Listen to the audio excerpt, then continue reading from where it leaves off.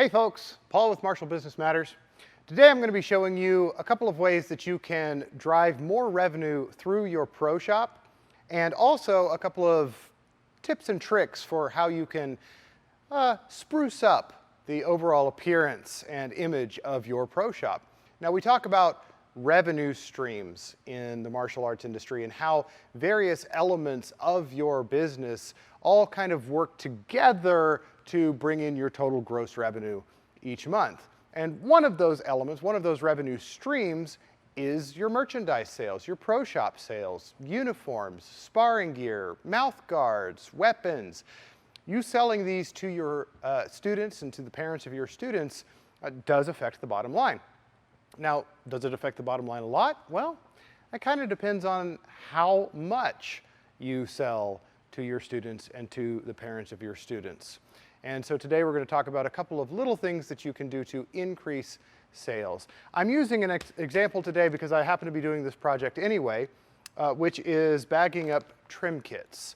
Now, in my system, which is Tung Sido, at certain ranks, students will actually trim the lapels of their uniforms with colored trim: green, brown, red, and then eventually black.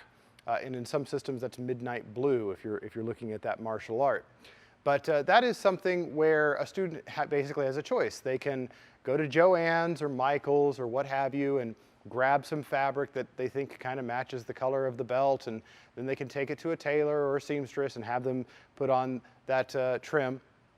But I actually provide the first part of that service for my students and their parents, and that is that I go to Joann's or Michael's or wherever, the fabric store, and I pick out the fabric that is the closest match to the color of the belts, and I pre-cut it, and I bag it up, and then I sell that as a little trim kit to my students. And I do this, one, it makes their lives easier. You know, we can talk all day long about how if you make your students' lives easier, then you're giving them less to worry about, and the less they have to worry about in relation to their involvement with your school, then the happier they will be in your school. If every time they're coming in the door, there's something else that they have to think about or worry about, you know, that's a challenge for a lot of people. You know, they want to come, they want to train, or maybe the parents want to bring their kid and have their kid train. They don't want to have to think about a bunch of other things, and they certainly don't want to be given outside projects.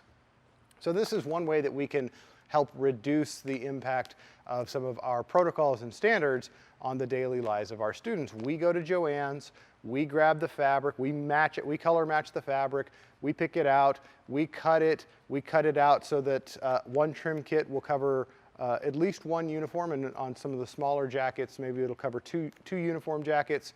We package it up, we put a business card in there, and then we sell it. Now, how is this a revenue stream? That seems like a lot of effort, Paul, I hear you saying. Well, yeah, it is effort. And if you're running your business correctly, you are putting a lot of effort into the little details that make your business hum along.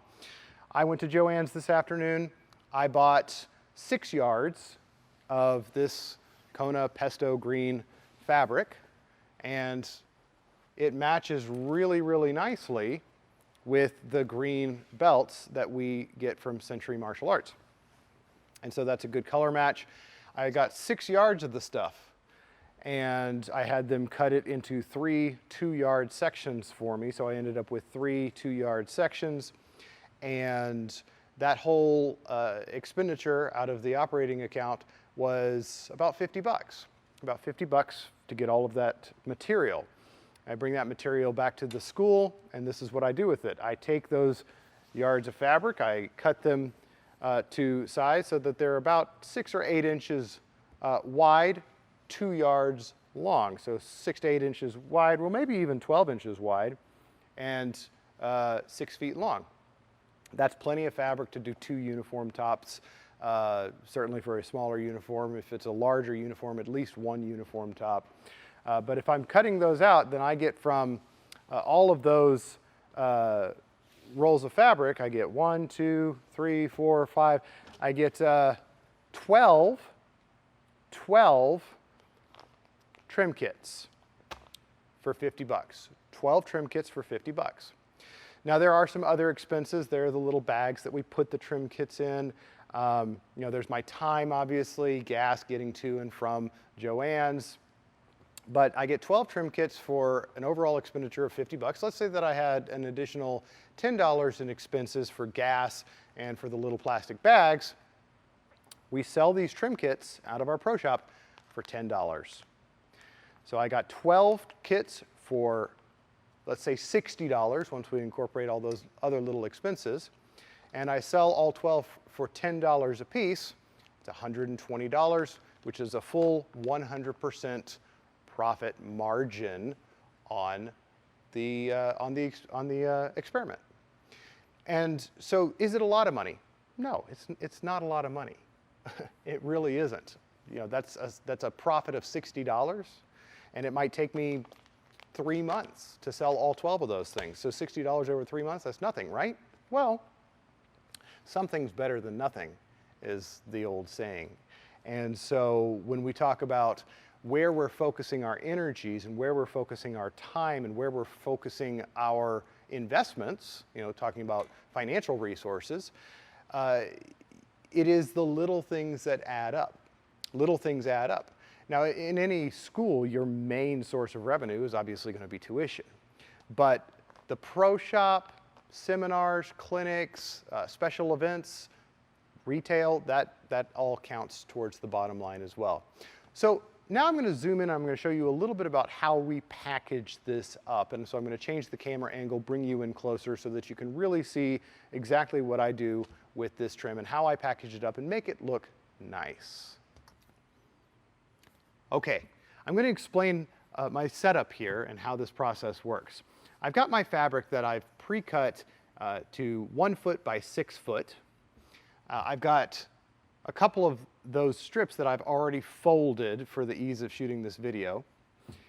And in terms of the actual equipment and the setup here, I have 3 other things.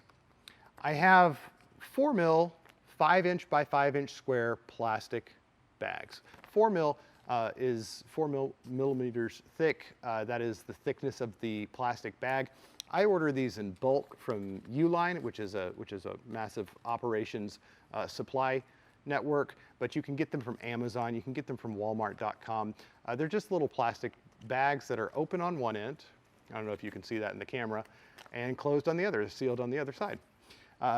You know, when we talk about the expense that goes into this, I'm kind of thinking that this is part of the $10 extra. You know, I talked about how the fabric was about 50 bucks, and I estimated an additional 10 bucks in the whole expenditure on this process, not counting my time. And I get, I should say, thousands of these in one go, thousands and thousands for about 40 bucks. So it's, you know, maybe a penny or 5 cents, if that, per bag. Insignificant. The other thing I've got here over here, my kind of setup station, is my tailor's business cards.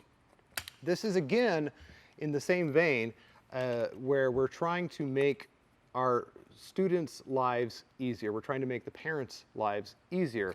We provide them the business card of someone who we know and trust to do the work well and at a fair price, and it makes their lives easier, right? They buy the fabric bag and they're like, okay, well now what do I do with it? They can go to their own tailor or their own seamstress, obviously, or they can try and sew it up themselves. But we provide the business card for a local tailor that we know does good work so that they can just walk in, and this guy's been working for us for years and years and years. We've been sending him clients for years, and so he really knows exactly what needs to be done, regardless of what patch it is, for what type of uniform or what trim color. He knows where to put it, how to put it on. And like I said, he does good work. So we are referring people to him. He's doing good work. He's making our students' lives easier. We're sending him business. It's a mutually beneficial relationship. So I don't actually pay for those business cards. He hands me great big piles of business cards every so often, and I put them in bags with patches and bags with uniforms and bags with trim kits. And he makes more money, and I make my students' lives easier, and so that helps me make more money because my students like me more, is the basic equation. And then the final component of this setup is this. I don't know if you can see this at that angle, so I'll turn it. This is an impulse sealer. It's a heat sealer. These are not inexpensive, but it's kind of a one and done. You might have to replace the fuse every couple of years. They're designed to go for thousands and thousands of presses before needing to replace the fuse or getting burnt out. But these things are about 50 bucks. Again, you can get these on Amazon. You can get them from Uline, which is where I get my little bags. But this actually seals and closes the bag. And I love this thing. It's a workhorse here at my school because I seal bags, all sorts of different bags for all sorts of different things: uniforms, trim kits, patches, pins, all sorts of things get sealed up with this thing. And it's really great because it adds a certain level of professional finish to your product. I'm going to give you an example here, pulling out of my drawer. This, I think you can all see what this is. This is a plastic baggie, little sandwich bag that I've stuffed some fabric into. And that's a trim kit. That's kind of trim kit 1.0, back when I first started doing this for my students. And this is the finished product of the process that I'm going through right now, which is a much more professional, a much cleaner presentation. It's also a more compact presentation. In the sealed plastic bag, I have the trim, I have my tailor's business card, and it just looks nice. I'll bring the camera closer, or maybe I'll just come over there and bring myself closer to the camera so that you can see the difference. When you talk about fit and finish and the impact that that can have on someone's perceptions of what it is that you're doing, the type of business that you're running. Here we have, version 1.0, which is just the fabric stuffed in the sandwich bag. And here you have version 2.0, which is, we can get the camera to focus in on that, there we go, which is the business card, the fabric, all sealed up nicely in a little plastic self-contained bag. It's the same product.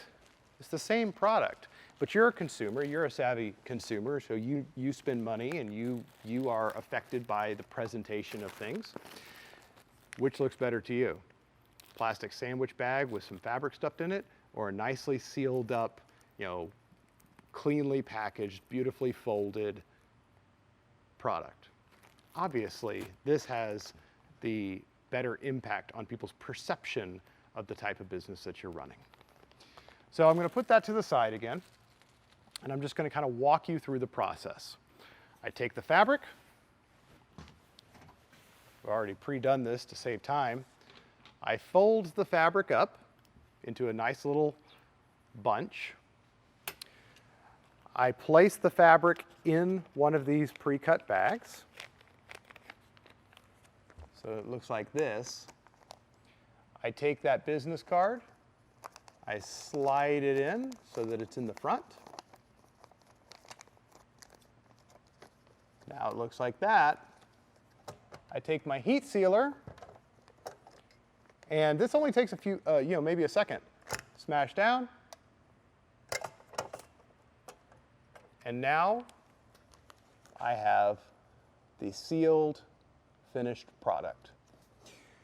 And I'm going to do this with all 12 yards, and I'm going to go back and do some of these other fabric colors as well.